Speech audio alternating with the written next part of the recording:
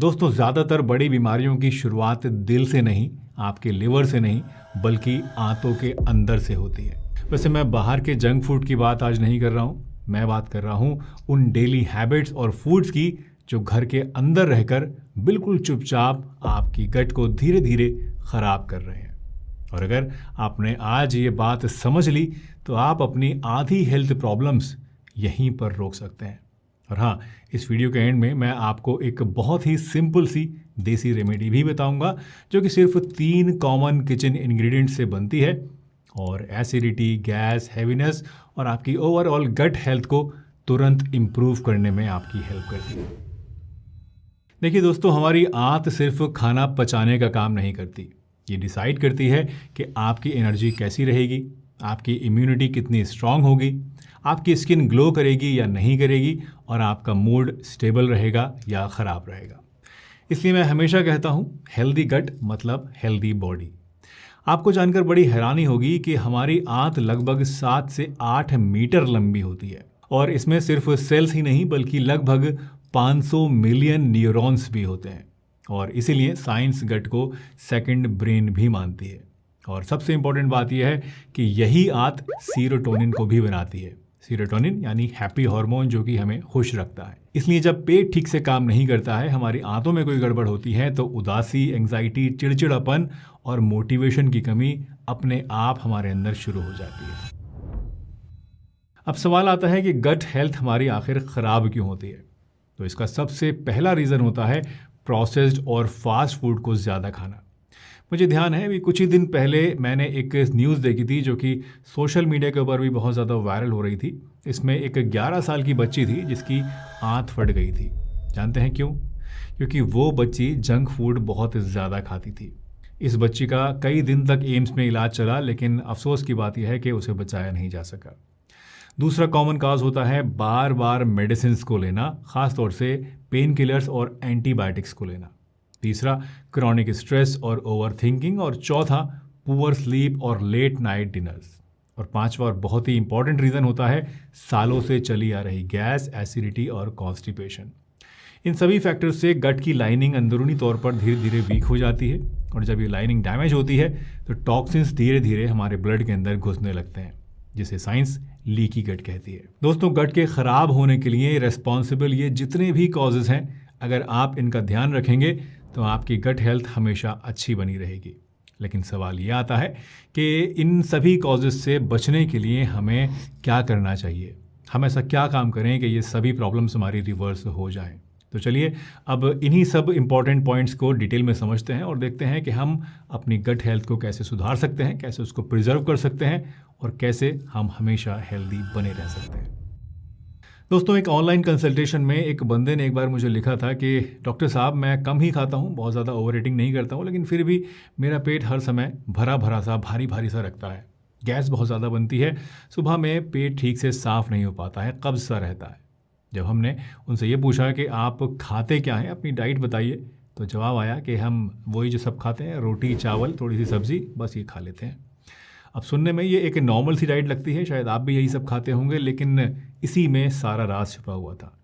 दरअसल प्रॉब्लम खाने की क्वांटिटी नहीं थी, वो कम खाते थे, इससे कोई प्रॉब्लम नहीं थी, प्रॉब्लम थी फाइबर की कमी। देखिए, जिस तरह से हमें ज़िंदा रहने के लिए खाने की ज़रूरत होती है, वैसे ही हमारे गट के अंदर जो बैक्टीरिया रहते हैं अच्छे वाले, उन्हें भी खाना चाहिए, लेकिन इनका खाना हमसे थोड़ा सा अलग होता है।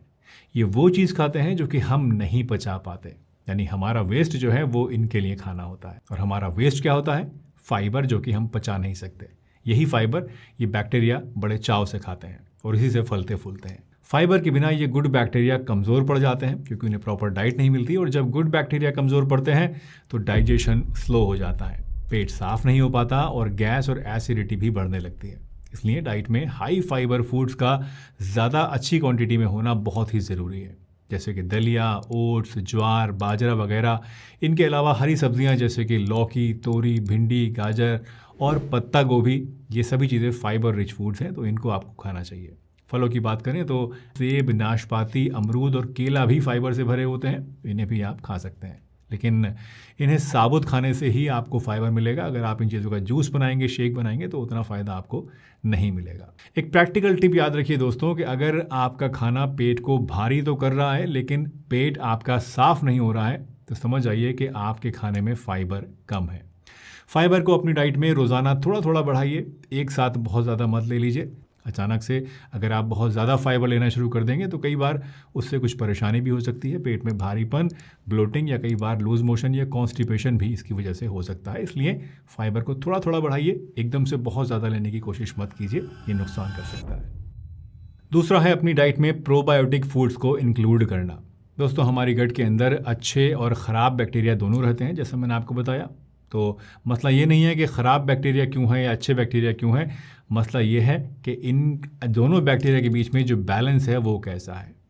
क्योंकि जब अच्छे बैक्टीरिया कम हो जाते हैं और बुरे बैक्टीरिया बढ़ जाते हैं तो पेट का सिस्टम ऑटोमेटिकली ख़राब हो जाता है। इसको आप ऐसे समझ सकते हैं कि एक शहर है जहाँ पर अच्छे लोग भी रहते हैं और उपद्रवी और ख़राब टाइप के लोग भी रहते हैं, बदमाश टाइप के भी लोग रहते हैं। अगर उस शहर के अंदर अच्छे लोग ज़्यादा होंगे तो जाहिर सी बात है कि वो अच्छा शहर माना जाएगा, वहाँ तरक्की भी होगी, वहाँ खुशहाली भी होगी। लेकिन अगर वहाँ पर डाकू बदमाश टाइप के लोग ज़्यादा होंगे तो वो शहर ज़्यादा तरक्की नहीं कर पाएगा। इसी तरह से हमारी आंतों में जब गुड बैक्टीरिया ज़्यादा होंगे तो जाहिर सी बात है हमारी आंतें तरक्की करेंगी, यानी उनकी हेल्थ अच्छी रहेगी और बुरी चीज़ें जो हैं वो अपना असर उतना ज़्यादा नहीं कर पाएंगी। अब सवाल ये आता है कि अच्छे बैक्टीरिया कैसे हम ला सकते हैं अपने अंदर, बढ़ा कैसे सकते हैं। तो इसका जवाब होता है प्रोबायोटिक फूड्स के ज़रिए, जैसे कि दही, छाछ, कांजी और फर्मेंटेड फूड्स। ये सभी फूड सिर्फ खाने की चीज़ें नहीं होती हैं, ये जिंदा बैक्टीरिया होते हैं जो कि सीधे आपके गट के अंदर जाकर बैलेंस को रिस्टोर करते हैं। ये ऐसा ही है जैसे जंग के मैदान में हमारे सैनिक कहीं कम हो जाएं लड़ाई के मैदान में और हम एयरफोर्स की मदद से अपने नए सैनिकों की एक पूरी की पूरी फ़ौज जो है वो वहाँ पर मौके पे उतार दें। तो रोज़ाना का एक कटोरी दही या फिर एक गिलास छाछ या कांजी या फर्मेंटेड इडली या डोसा खाना हमारे लिए ऐसा ही है जैसे अंदर कोई रिपेयर वर्क चालू कर दिया हो, हमने बाहर से कोई फ़ौज भेज दी हो।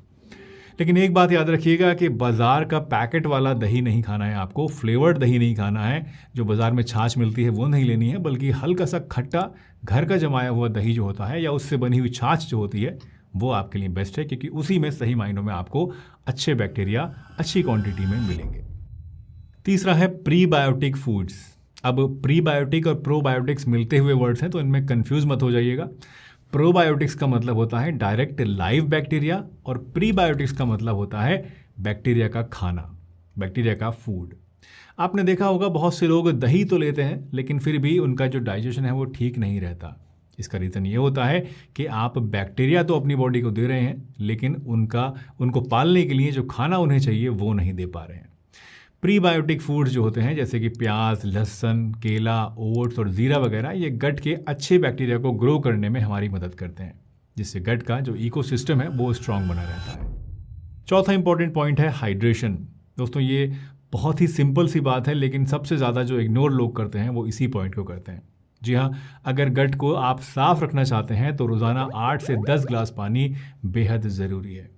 कम पानी पीने से स्टूल हार्ड हो जाता है, कॉन्स्टिपेशन बढ़ जाता है और टॉक्सिन्स पेट के अंदर जमा होने लगते हैं, घूमने लगते हैं। मैं अक्सर लोगों से पूछता हूँ कि भाई दिन भर में आप कितना पानी पी लेते हो? जानते हैं ज़्यादातर लोग मुझे क्या जवाब देते हैं? 2 से 3 गिलास। और यही एक बहुत बड़ा रीज़न है कि हमारे पेट के अंदर जो हमारा डाइजेशन है वो सही से काम नहीं कर पाता। कोशिश कीजिए आदत डालने की कि आप थोड़ा थोड़ा करके पूरे दिन पानी पीते रहें। अगर पानी की क्वांटिटी आपके अंदर सही है, हाइड्रेशन प्रॉपर मेंटेन्ड है, तो आपका गट अपना काम खुद ही ठीक ठाक करता रहेगा, आपको कुछ एडिशनल करने की ज़रूरत नहीं पड़ेगी।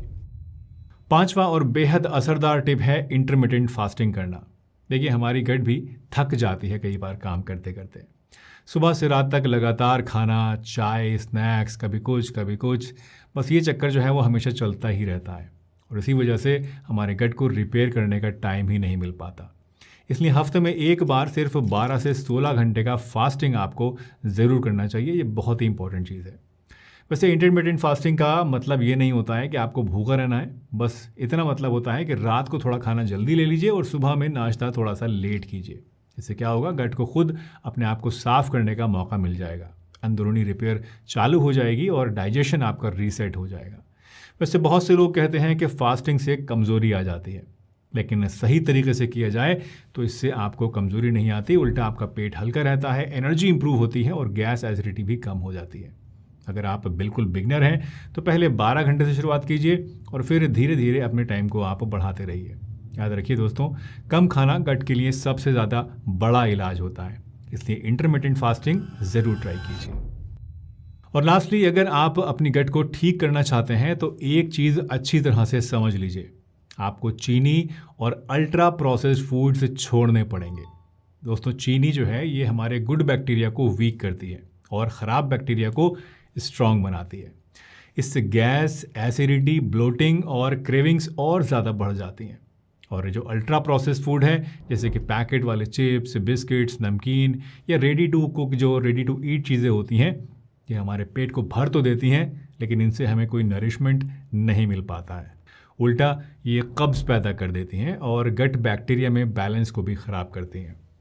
मैं हमेशा कहता हूँ, जितना फ्रेश और जितना सिंपल फूड आप खाएंगे उतना ही ये आपकी गट के लिए बेहतर होगा। याद रखिए, एक सिंपल सा रूल है कि जो खाना आपके दादा दादी अपने ज़माने में पकाकर खाया करते थे, वो जितना ज़्यादा आप खाएंगे उतना ज़्यादा आपकी गट के लिए अच्छा होगा। और जितना आप मॉडर्न पैकेट वाला रंग बिरंगी चीज़ें जो आजकल बाज़ार में मिल रही हैं, दिखने में बड़ी अच्छी लगती हैं, जितना इन चीज़ों की तरफ जाएंगे उतना ही ज़्यादा ये आपकी गट के लिए नुकसानदेह होगा। अब तक दोस्तों आपने क्लियरली ये समझ लिया होगा कि गट वीक कैसे होती है और कौन सी डेली हैबिट्स उसे धीरे धीरे ख़राब करती हैं। अब सवाल यह आता है कि रोज़ के डाइजेशन को शांत करने के लिए ऐसी क्या एक चीज़ हम करें कि पेट हमारा जो है उसके ऊपर एक्स्ट्रा लोड कोई ना पड़े और अंदर ही अंदर हमारे हीलिंग भी होती रहे। तो मैं आपको एक बहुत ही सिंपल, टेस्टेड और प्रैक्टिकल देसी सॉल्यूशन बताने वाला हूँ जो कि आपको बहुत ज़्यादा काम आएगा। और ये सॉल्यूशन है ज़ीरा धनिया पुदीना वाटर। देखिए दोस्तों, ज़ीरा डाइजेशन को स्मूथ करता है और हमारे बैक्टीरिया को अच्छे से फीड करता है।